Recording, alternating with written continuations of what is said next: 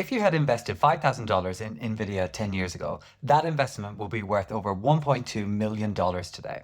How do some investors spot opportunities like this? It all starts with identifying undervalued or cheap stocks before they take off.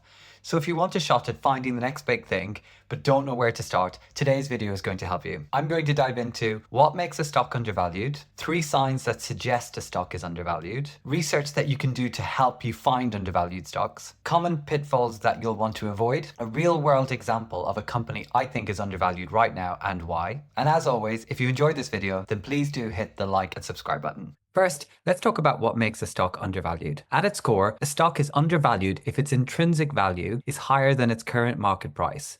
So why and when does this happen? There's a couple of reasons. Number one, market sentiment. Sometimes negative news or overall market downturns can lead to panic selling, causing prices to drop even if the company's fundamentals remain strong. An example of this is Netflix.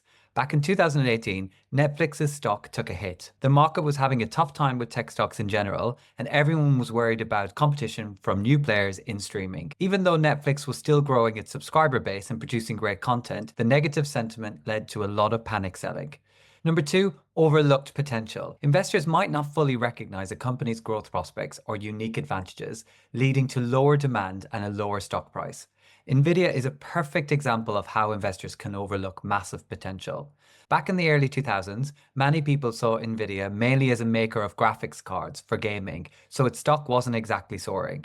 Investors didn't realize at the time how much Nvidia would later dominate the growing fields of artificial intelligence and data centers. And 3, temporary setbacks. If a company faces short-term challenges, like a bad quarter or management issues, it can lead to an undervaluation, even if those problems are likely to be resolved. Apple stock took a nosedive in 2013, and it wasn't looking great for the company at the time. After launching the iPhone 6 and continuing to innovate, Apple came roaring back. The issues were short-term, but the company's long-term prospects were still solid. If you'd bought when everyone was panicking, you'd have seen some serious returns when the stock rebounded. So understanding these basics is step 1 in spotting a good deal. Next up, let's look at 3 common signs of an undervalued stock using some specific metrics. Low PE, which means price to earnings ratio. The price to earnings ratio is basically how much you're paying for every dollar the company earns. When a stock has a lower than average PE compared to other companies in its sector, it could be a sign you are getting a good deal. But don't jump in too quickly. A low PE could also mean the company is facing some challenges that haven't fully played out in the market yet. So, while it might seem like a bargain, it's important to do some extra digging to make sure there aren't any red flags that explain the low price. And to bring this to life a little, Delta Airlines, as I record this, they've got a PE ratio of just over 8, which is very low. So the argument here could be, with a low PE ratio, Delta Airlines looks undervalued. With strong earnings growth in Q4 and a healthy market cap of 41 billion, Delta, some would say, is a good buy right now with favorable momentum and resilience. But here's the flip side. Despite its low PE ratio and earnings growth, Delta faces industry-wide challenges. Rising fuel costs, potential economic slowdowns, and geopolitical tensions could weigh on travel demand. Price to book ratio, the PB ratio. So the PB ratio compares a company's stock price to the value of its assets, like its building or equipment, minus any liabilities, like any loans it might have.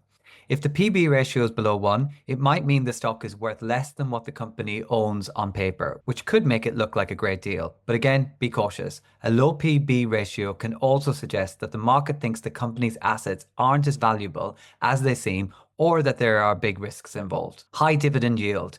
When a company pays a high dividend, it's like giving you a little bit of their profits. A high dividend yield can be an attractive sign that the stock is undervalued, especially if the company has been paying consistent dividends for a while. But a super high yield could also mean the stock price has dropped for some reason, so it's important to make sure the company can keep up its dividend payments. Now let's talk about what research you should do. Research is your best friend when it comes to finding cheap, undervalued stocks. Start with the company's financial statements. Look at their balance sheet, income statement, and cash flow statement to see if the business is fundamentally strong. For example, does the company have more assets than liabilities? Are their revenues and profits growing? Is their cash flow consistent? Next, compare the company to its competitors in the same industry. Are they performing better or worse? Then, take a closer look at the company's business model and what's called its moat.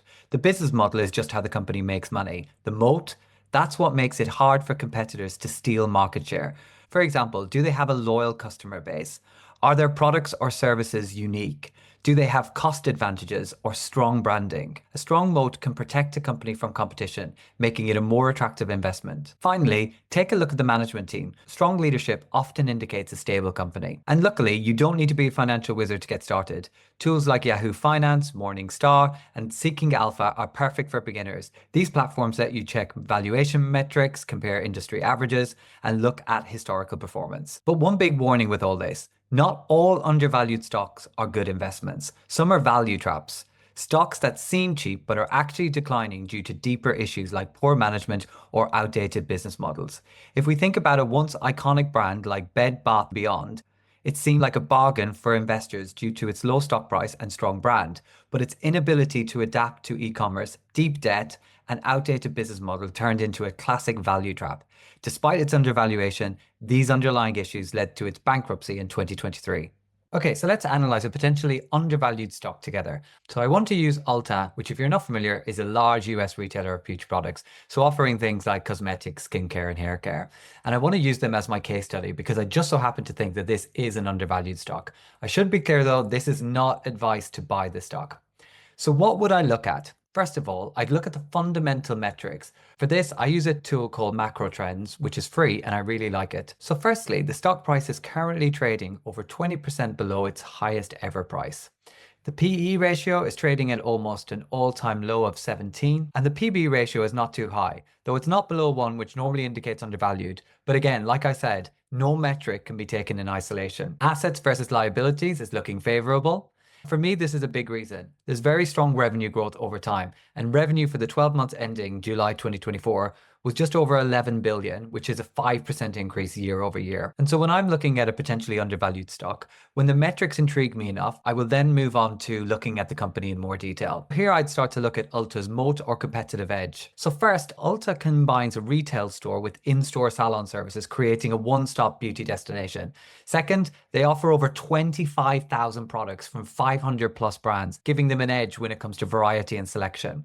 Next is their loyalty program, which I think is a game changer. So this is a powerhouse. It has over 43 million members. And this program encourages repeat purchases and keeps customers coming back. Innovation is also another key strength. So Ulta partners with niche and digital native brands, often launching exclusive products you won't find anywhere else. With all of these factors, so diverse products, strong loyalty, and a smart strategy, I still think there's a lot of growth for Ulta. I'd also look at other things like company leadership and what might be happening in the sector, particularly if there are any competitors that could be a threat to Ulta. But overall, that's how I would start to investigate whether or not I think a stock is undervalued. And finally, when to buy and when to wait. Timing is everything. Even if you find a stock that you believe is undervalued, it doesn't mean you should buy it immediately. You've got to consider the broader market trends and economic conditions. Do you think the stock might fall any further, or has it bottomed out? Consider that question carefully, and crucially, make sure you feel like you've built up enough conviction in your decision before buying. And they are some of my tips for finding undervalued stocks. If you found this video helpful, please do tap the like button and subscribe for more explainers like this.